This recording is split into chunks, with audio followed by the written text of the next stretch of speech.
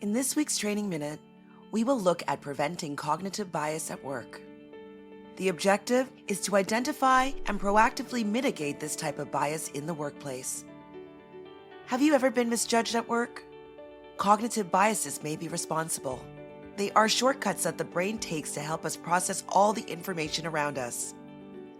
In turn, these can lead to hasty generalizations and stereotyping, especially in redundant, stressful, and exhausting environments. This is why it is especially important to be aware of this at work. This allows us to remain critical of our ideas and decisions to foster an environment free of inequality. Here are 3 examples of biases that affect our thinking at work and our perception of others. Confirmation bias. Because of this bias, we tend to give more importance to the information that validates our opinion, while we do not pay attention to information that goes against our beliefs. For example, a new employee may be depressed on the first day of work due to personal events. If this is perceived as a withdrawn attitude by other employees, they may be categorized as rude. Even if they show good humor and politeness over the next few days, other employees will pay attention to any details that confirm this perception of rudeness. It will be difficult for them to break out of this category. Fundamental attribution error. When someone makes a mistake, we tend to blame them directly, criticizing their way of doing things or the way they are. However, we don't often think about the reasons why some people behave differently.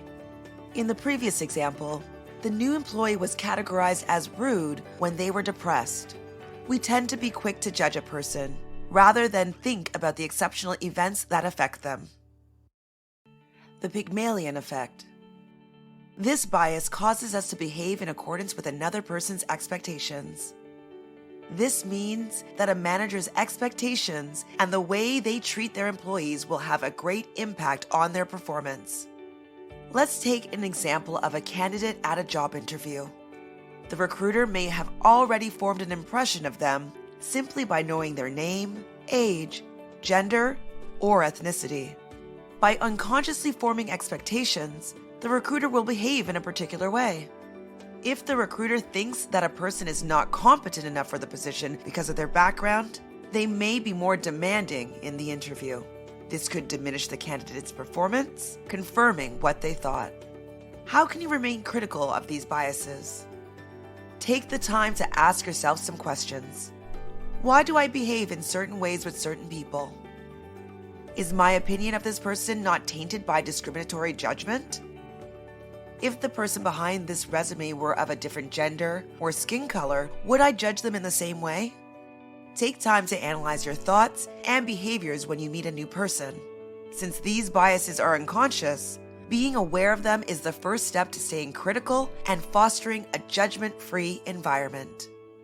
We have now reached the end of this week's Training Minute. See you next week. For more information on our training courses, visit our website at actualisation.com or reach us at 1-877-688-0101. Actualisation, training and consulting since 1970.